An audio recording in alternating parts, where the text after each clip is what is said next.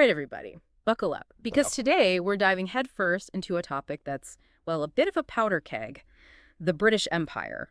But hold on, before you click away thinking this is just another history lesson, we're not talking about the sugar-coated, sun never sets version you might have learned in school. Right, we're going deeper, beyond those textbook narratives, to explore the real impact of British colonialism. The good, the bad, and let's be honest, the downright ugly. And trust me, listeners, the material you sent over, specifically that video transcript, doesn't pull any punches. It takes aim at the romanticized view of the British Empire, the one that tries to paint it as somehow more benevolent than other empires. Absolutely, and that's precisely why it's so crucial to engage with this kind of material. It challenges us to confront the complexities of history, to move beyond simplistic narratives and really grapple with the lasting legacies of colonialism. And from the get-go, this video makes it clear that it's not here for any sugarcoating. It directly challenges this idea of good colonizers, this notion that maybe the British Empire wasn't so bad compared to others. It completely dismantles that myth.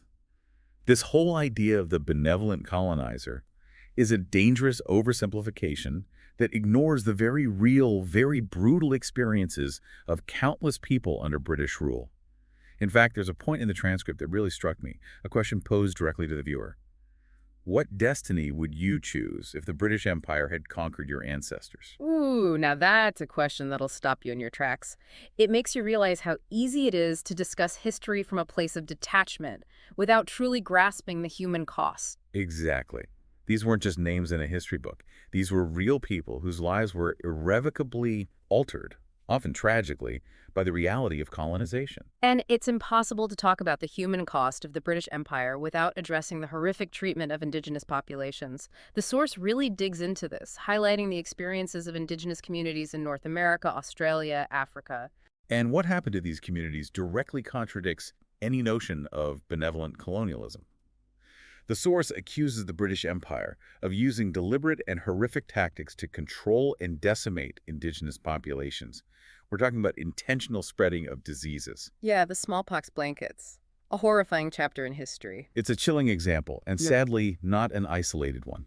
The source details the forced displacement of countless indigenous people, often onto reservations on far less fertile land. This pattern of dispossession and marginalization, it played out again and again across the globe. It's hard to fathom the scale of the suffering, the sheer number of lives disrupted and destroyed in the name of empire. It really makes you question the whole idea of progress, doesn't it? Who benefits from this so-called progress, and at what cost? And that's a question that's more relevant than ever, even today. But we'll get into that a bit later. For now, let's stick with the historical context. One of the things this source argues is that the British Empire wasn't just about planting flags and expanding territory. It was about something far more calculated. You're right. It was about cold, hard economic gain. And the video minces no words about the human cost of that pursuit of profit. It uses some incredibly powerful examples, specific historical events, to drive home just how brutal that reality was. It really makes you think about all the empires throughout history and how that pursuit of profit, that hunger for resources and power, has left its mark on the world. Absolutely. And this source argues that the British Empire was particularly ruthless in that regard. It wasn't just about, establishing a global presence.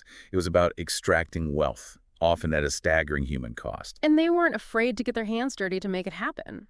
One of the most jarring examples the source uses to illustrate this point is the Opium Wars. I mean, it's a chapter of history that's often glossed over, but when you really dig into it, it's just, well, it's shocking. It really is. Right. You've got Britain, through the East India Company, which, by the way, was practically a government unto itself at that point, deciding to essentially create a drug crisis in China just to tip the scales of trade in their favor. Wait, back up a bit. For those of us who need a refresher, what was the connection between Britain and China in the 1800s? I know it had something to do with tea, right? You got it. The British had developed a massive thirst for tea, which came primarily from China. But there was a problem. The Chinese were largely self-sufficient. They didn't really need anything Britain had to offer in return. This created a trade imbalance that didn't sit well with the British. So they needed to find something the Chinese would buy in bulk, even if it wasn't in their best interest. Exactly. And that's where opium comes in. The British, realizing the growing opium addiction in China, decided to capitalize on it. They flooded the Chinese market with opium, even fighting 2 wars to ensure they could keep the drug flowing. It's just mind-blowing. They created a public health crisis, a societal crisis, all in the name of profit. It's a stark example of how a nation driven by economic self-interest can inflict immense suffering on another. The Opium Wars destabilized China, led to widespread addiction, and ultimately weakened its position on the world stage. It's a dark chapter in history, for sure.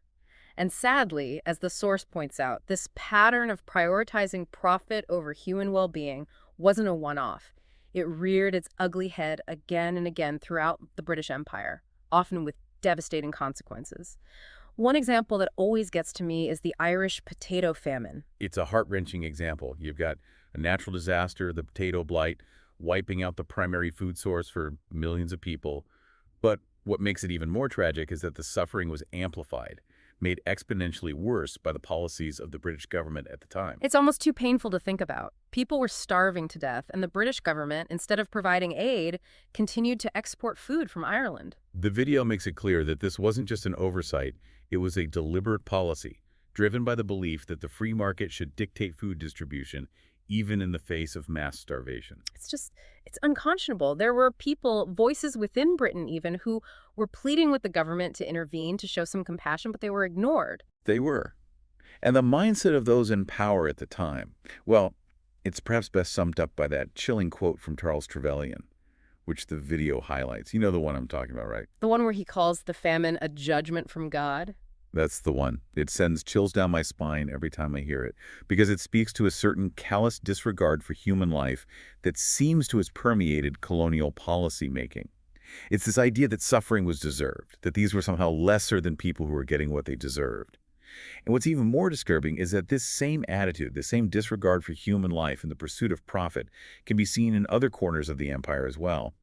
The source goes on to detail the multiple famines that ravaged India under British rule, again highlighting how policies often exacerbated these crises and led to unimaginable suffering. It's like a broken record. Every time they had an opportunity to prioritize compassion, to choose people over profit, they went the other way.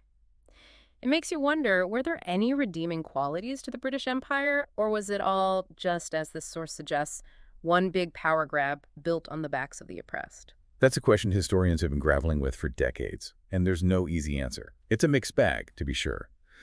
But one thing this source does really effectively is challenge us to look beyond the traditional narratives, the hero worship, and confront the uncomfortable truths that are often glossed over. And speaking of uncomfortable truths, the video's take on Winston Churchill is sure to ruffle some feathers. Ah, yes, Winston Churchill. The bulldog, the wartime hero, the slayer of Nazis. Except, as this source points out, it's not quite that simple, is it? Not quite. The video doesn't shy away from presenting a more nuanced and perhaps more human portrait of Churchill.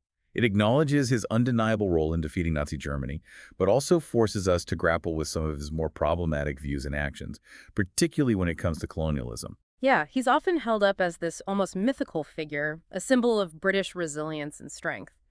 But like you said, this source encourages us to look deeper, to acknowledge the complexities. It doesn't shy away from those less flattering aspects of his legacy. Exactly.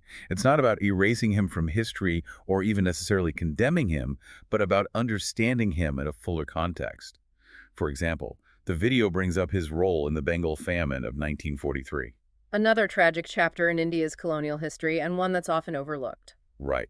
Millions died during that famine, and the source suggests that some of Churchill's policies, particularly his decisions regarding wartime food distribution, may have actually exacerbated the crisis. So while he's celebrated for leading Britain to victory in World War II, there are those who argue that his actions had devastating consequences for other parts of the world. It's a complicated legacy, to say the least.